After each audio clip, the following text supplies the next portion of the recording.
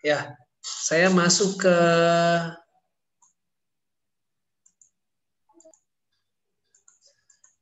konsep awal gitu ya.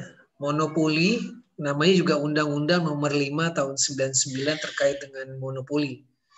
Maka di monopoli itu ada dua konsep yang berbeda itu dari kalimatnya. Kalau monopoli, ada juga monopoli dan praktik monopoli. Minggu yang lalu saya sudah sampaikan bahwa monopoli tidak ada yang salah dengan monopoli. Karena monopoli adalah salah satu bentuk struktur pasar. Jadi perlu diketahui bahwa kalau monopoli itu tidak selamanya melanggar hukum. Ada beberapa monopoli yang diperbolehkan oleh hukum. Tapi kalau praktik monopoli itu yang dilarang oleh hukum. Itulah yang disebut monopolizing. Ya, minggu lalu kita sudah bahas ini. Jadi sekali lagi bahwa kalau bicara tentang monopoli, tidak semua monopoli itu melanggar hukum. Yang melanggar hukum adalah praktik monopolinya. Nah, itu dulu konsep yang kita pahami. Nah, malam ini kita akan coba apa saja monopoli yang diperbolehkan hukum dan apa saja kondisi monopoli yang dilarang atau praktik monopoli. Monopoli dan praktik monopoli.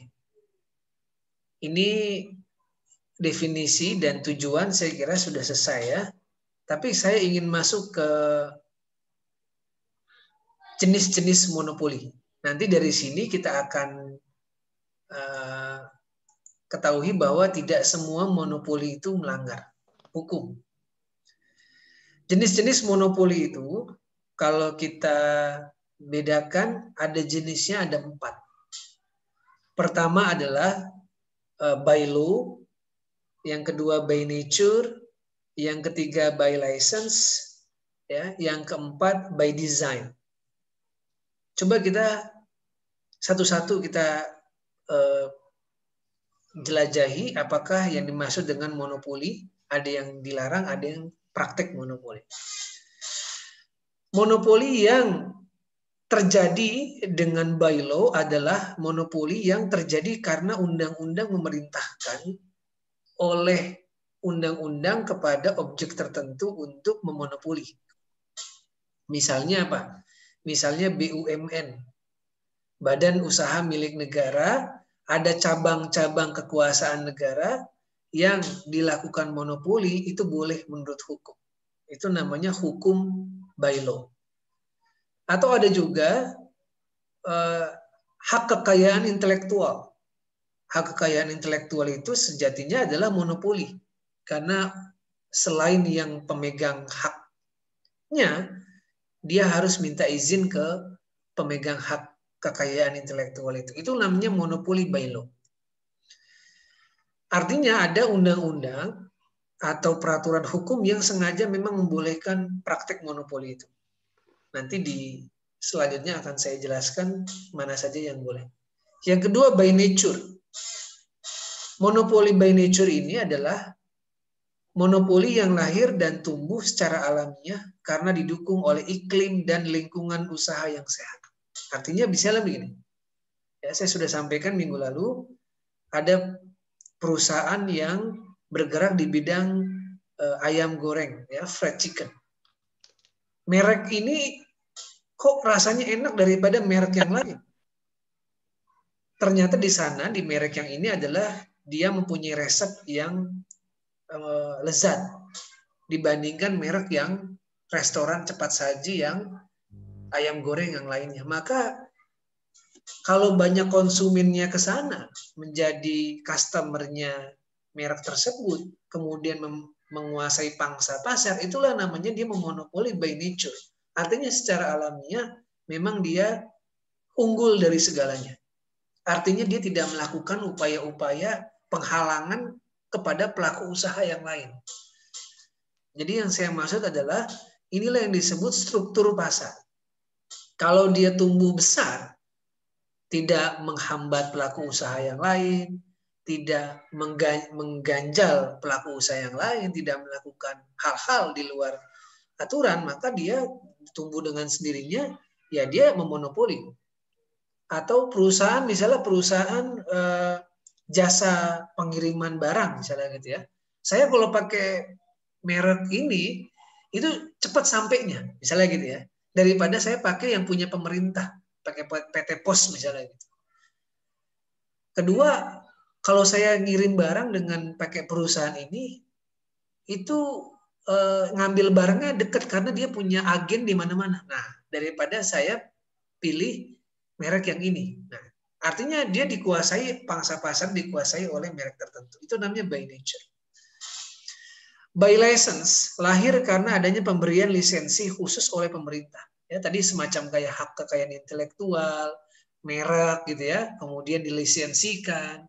Setiap orang kalau pakai waralabanya, ya dia harus bayar royalti kepada yang punya waralaba. Tapi mereknya semuanya, desainnya, kemudian desain layout ruangannya harus sama. Misalnya apa?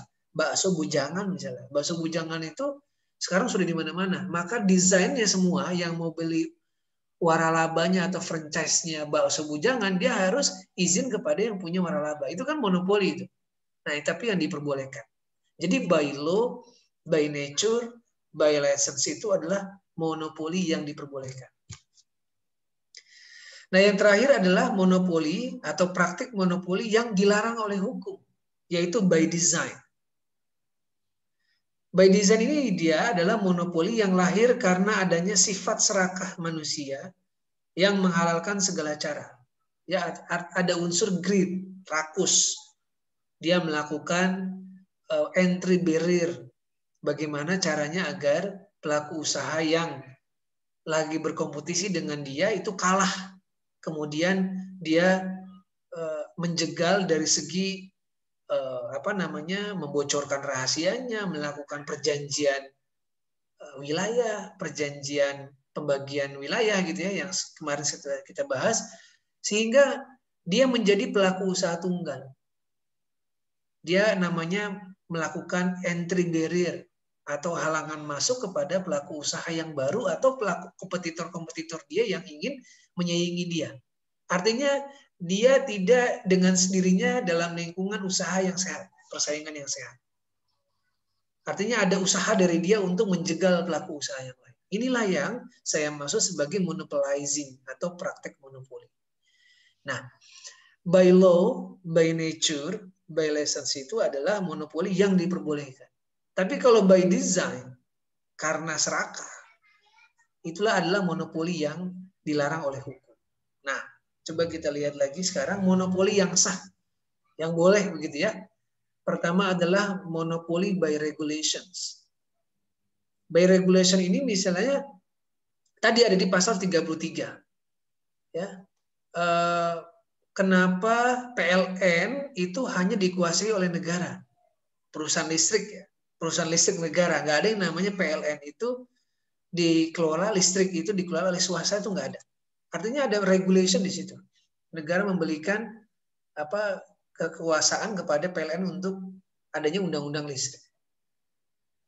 Atau juga tadi saya sebutkan adalah hak kekayaan intelektual, ya, hak cipta, hak merek, hak rahasia dagang, kemudian paten, ya, itu merupakan by regulations, artinya by law. Kemudian ada monopoli alamiah yang justifikasinya efisiensi dan network effect.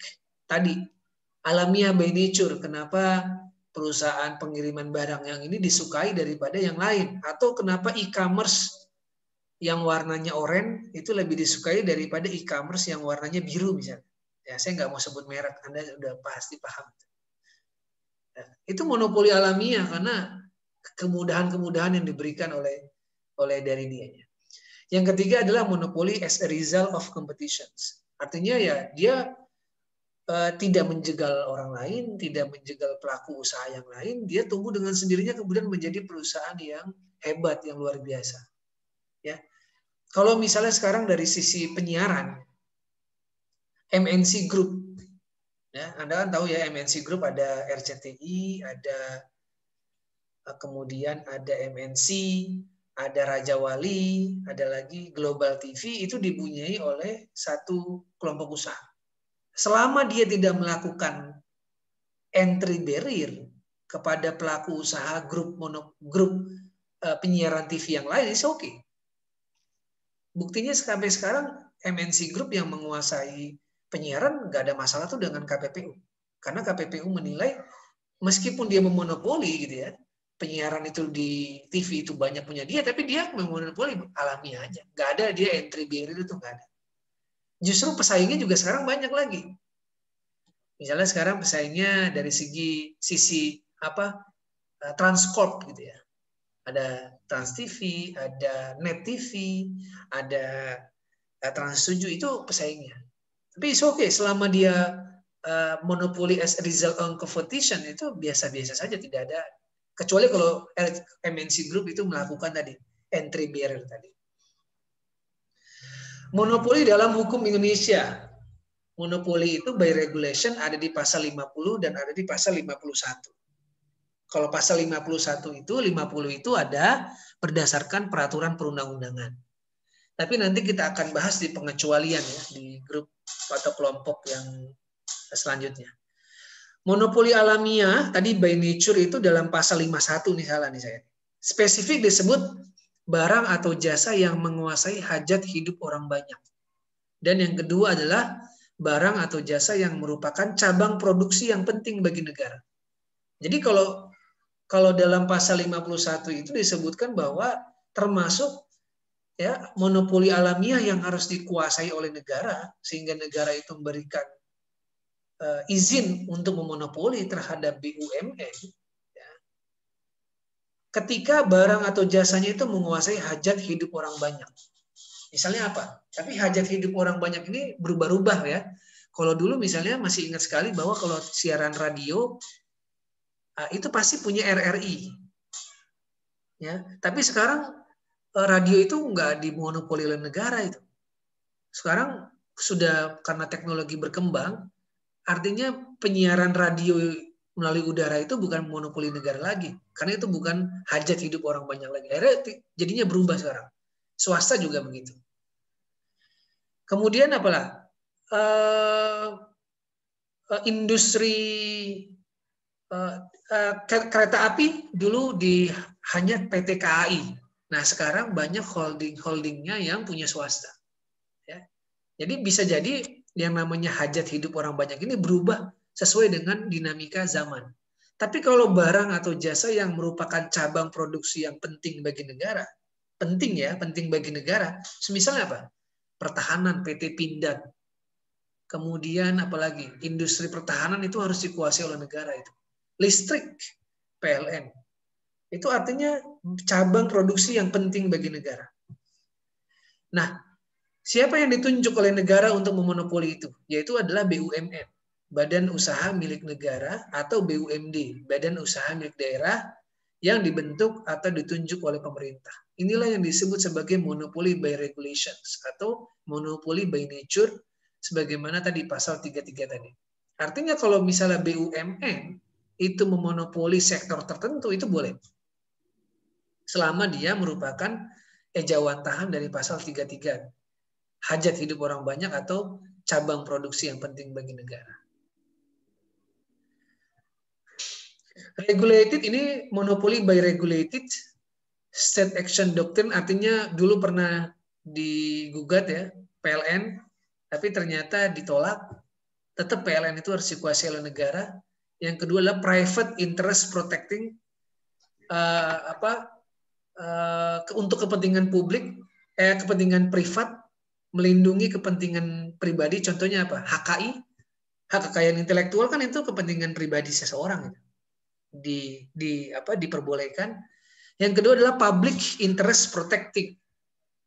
Contohnya di sini adalah pupuk. Ya, jadi perusahaan-perusahaan pupuk itu dikuasai oleh negara semua. Ya, karena itu menguasai hajat hidup orang banyak. Artinya untuk kepentingan publik negara harus memonopoli. Nah, kalau tadi kita bicara tentang monopoli yang diperbolehkan. Nah, sekarang kita bicara tentang praktek monopoli, yaitu monopolizing atau monopoli yang dia diperbolehkan oleh negara. Praktek monopoli, penyalahgunaan posisi monopoli, merupakan perilaku yang di dalamnya mengandung unsur pencegahan, pembatasan, dan penurunan persaingan dan eksploitasi. Tadi yang sudah saya maksud, monopoli itu hal biasa. Ya, bisa jadi dia by nature karena perusahaannya bagus, SDM-nya bagus-bagus, akhirnya dia menjadi perusahaan yang leading. Tapi ketika perusahaan itu melakukan pencegahan, pembatasan, penurunan persaingan dan eksploitasi, atau dalam bahasa sederhananya disebut melakukan entry barrier, ya, pencegahan atau penghambatan terhadap pelaku usaha yang masuk, dia kena yang namanya praktik monopoli. Tadinya dia monopoli saja, tapi karena dia melakukan pencegahan, misalnya dia melakukan perjanjian yang dilarang, dia melakukan penguasaan pangsa pasar, perjanjian pembagian wilayah, dan lain sebagainya. Yang sudah kita bahas itu, maka dia yang tadinya monopoli menjadi praktik monopoli. Yang tadinya legal, kemudian dia menjadi ilegal. Perilaku ini pada dasarnya adalah perilaku eksklusif atau eksklusif kehendak, di mana perusahaan monopoli melakukan strategi untuk mengusir pesaingnya yang nyata atau existing kompetitor keluar dari pasar atau mencegah masuknya pesaing potensial masuk ke dalam pasar. Tadi ya, bahasa gampangannya itu adalah dia melakukan entry barrier. Entry barrier macam-macam. Yang tadinya dia monopoli biasa, kemudian dia menjadi praktek monopoli. Nah, masalahnya adalah kadang-kadang dia ini BUMN. Ya, BUMN yang diperbolehkan oleh negara, tetapi ternyata dia melakukan praktek monopoli. Nah, itu bagaimana? Nah, ini yang terjadi diskusi cukup sengit gitu ya. Apakah monopoli BUMN kemudian beralih menjadi praktek monopoli, itu BUMN kena atau tidak? Nah, sekarang sedang ramai juga misalnya, apakah anak perusahaan atau holding BUMN itu termasuk BUMN? Kalau dia termasuk BUMN, maka dia diperbolehkan memonopoli. Tapi kalau dia bukan anak, tidak digolongkan sebagai BUMN, maka ya pasti dari pihak swasta dia nggak masuk dalam pengecualian by regulation ini. Ini yang sedang terjadi sekarang. Saya sedang meneliti, sekarang itu sedang ada contoh, ya, contoh nanti deh. Ya, nanti saya kasih contoh deh, biar ini habis dulu, biar nggak pusing. Nah, yang ada di pasal 17.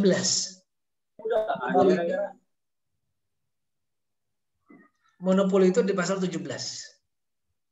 Yaitu pelaku usaha dilarang melakukan penguasaan atas produksi dan atau pemasaran barang atau jasa yang dapat mengakibatkan terjadinya praktek monopoli dan atau persaingan usaha tidak sehat. Ayat 2-nya, pelaku usaha patut diduga atau dianggap melakukan penguasaan atas produksi dan atau pemasaran barang dan atau jasa sebagaimana dimaksud apabila barangnya tidak ada substitusinya, penggantinya. Yang kedua, mengakibatkan pelaku usaha lain tidak dapat masuk ke dalam persaingan usaha. Ada entry barrier. Yang ketiga, dari segi pangsa pasar dia menguasai lebih dari 50% pangsa pasar satu jenis barang atau jasa tertentu.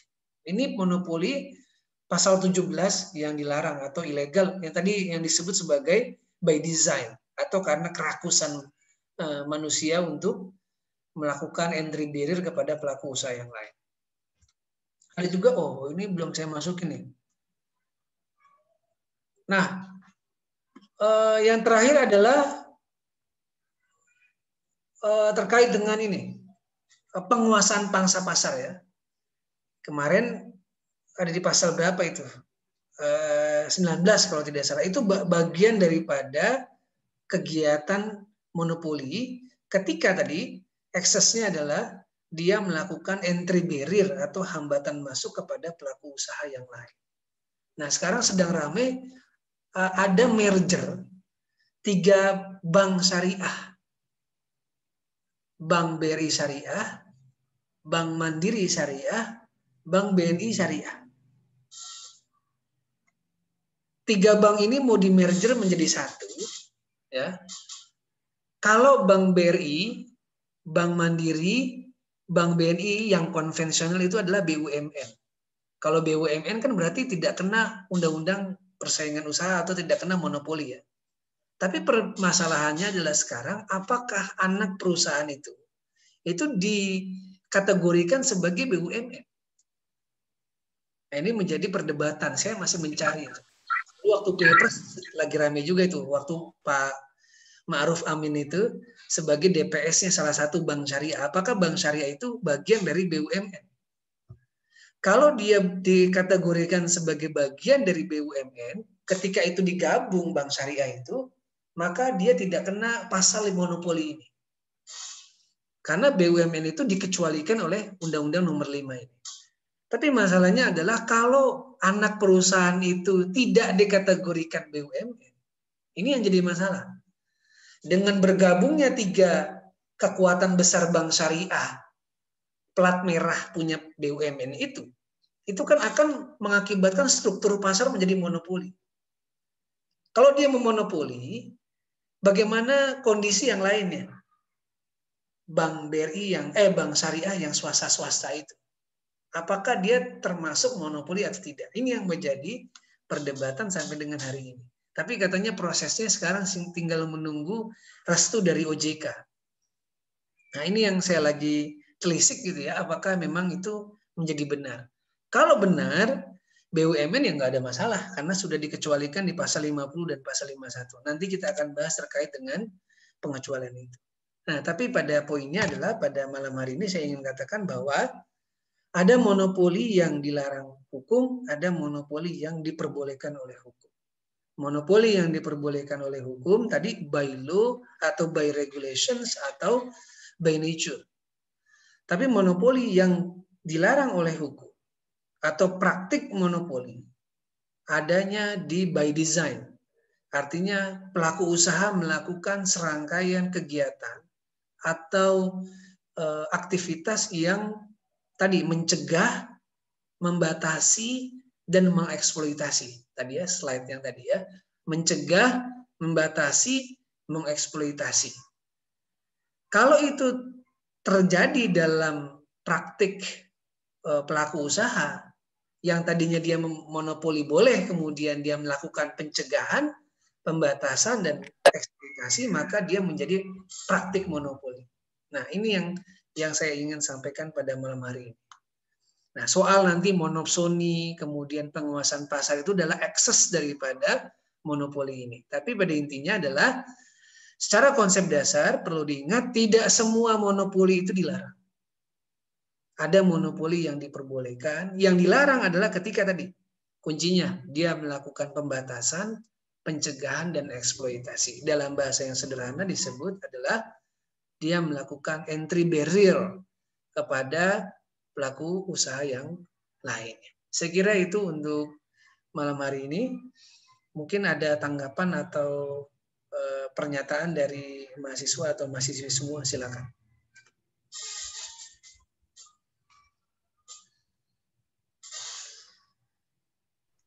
Pak, mau nanya Pak? Iya. Tadi kan dibahas kalau HK itu termasuk monopoli yang diperbolehkan by law ya Pak ya. Nah, saya itu masih kurang paham Pak. Soalnya HK itu kan cenderung ke apa namanya kayak personal satu pihak lah gitu ya Pak ya. Satu pihak dia punya merek misalnya gitu ya. Saya pengen nanya teknisnya kayak gimana Pak? Soalnya kan dia satu merek. Terus kalau misalnya kita bicara monopoli berarti kan ada pihak yang dirugikan gitu. Maksudnya ada pihak yang inilah. Nah, kalau HKI itu kan dia sendiri, Pak. Dia kita nih sendiri. HKI itu monopolinya itu gimananya, Pak? Saya masih kurang paham gitu.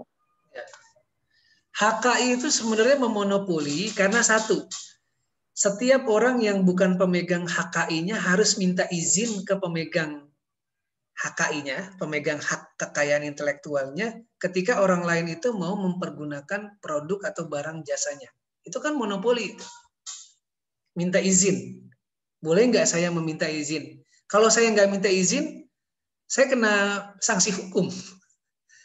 Karena saya melakukan pelanggaran hak cipta terhadap, misalnya saya pakai lagunya Ahmad Dhani untuk di mall ya. Saya sebagai pengelola mall Pondok Indah, saya pakai tuh lagunya Ahmad Dhani untuk dinyalakan di seluruh ruangan mall Pondok Indah. Tapi saya nggak izin ke Ahmad Dhani. Wah, itu pengelola mall Pondok Indahnya bisa diajukan ke pengadilan itu.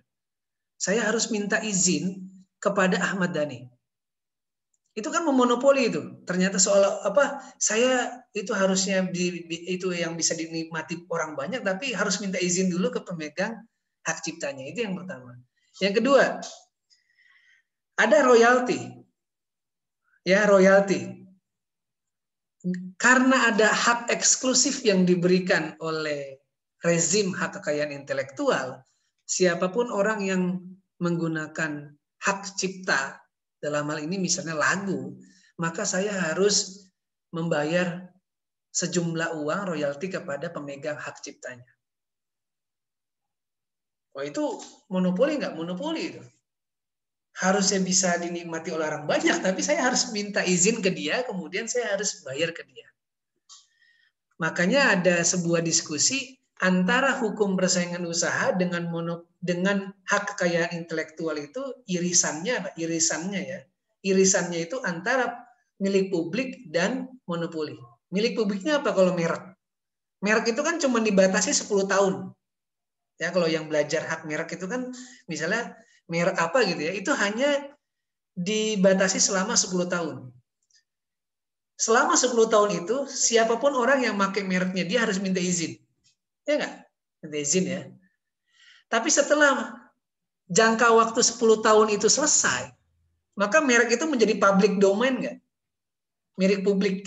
Ya kan? Ya, yang belajar HKI mungkin sudah paham itu. Artinya adalah ketika jangka waktunya merek itu sudah selesai, maka merek itu dikembalikan kepada publik, menjadi milik publik. Artinya nggak ada monopoli lagi di situ. Nah, inilah saya bilang tadi keterkaitan antara hak kekayaan intelektual dengan persaingan usaha. Selama dia dipegang atau dilindungi oleh rezim hak kekayaan intelektual, itulah monopoli yang diperbolehkan. Tapi begitu jangka waktu merek, paten itu sekarang berapa? 10 tahun atau 15 ya, saya lupa deh itu. Ketika itu sudah habis, maka dia dikembalikan lagi ke merek publik, menjadi publik domain itu. Aqua itu sudah habis itu. Merek Aqua itu sudah habis, sudah menjadi milik publik itu.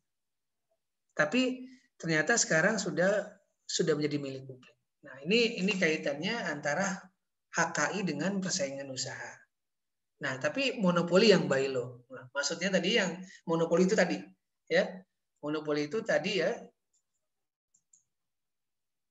Mati ya? Putus Pak tadi Pak. Ya, putus.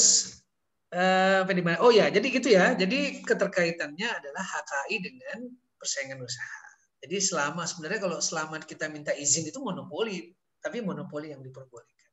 Franchise itu juga monopoli itu. Monopolinya kenapa? Wah, saya beli franchise dia, tapi layout ruangan, kemudian mereknya harus ngikutin dia, nggak boleh keluar dari perjanjian waralabanya itu. Itu kan monopoli itu. Harus ngikutin dia kan gitu. Harga misalnya, harga itu kan harus mengikuti dia, ya nggak? Harga. Kalau bakso bujangan itu satu porsi sekian, kalau misalnya menunya sekian, nggak boleh keluar dari harga yang sudah dipatok. Itu kan monopoli itu. Ya, monopoli, tapi monopoli yang diperbolehkan. Itu saya kira Ahmad Zulfadli. Ya Pak, makasih Pak. Jelas Pak.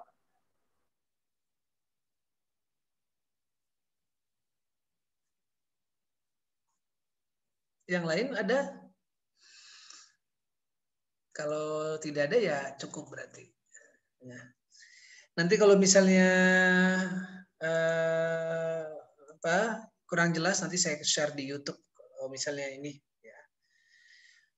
Saya kira itu kalau tidak ada pertanyaan, ya saya kurang afdol kalau tidak menjelaskan secara langsung, nanti ada pemahaman yang salah. Gitu ya, maka malam ini saya minta waktu sekitar 20-30 menit untuk menjelaskan nanti. Saya kira itu kalau tidak ada pertanyaan lagi, saya tutup kuliah pada malam hari ini yang tertunda dengan mengucapkan hamdalah. Alhamdulillahirrahmanirrahim. Semoga kita sehat semua ya, sehat semua sehingga kita bisa beraktivitas sebagaimana mestinya.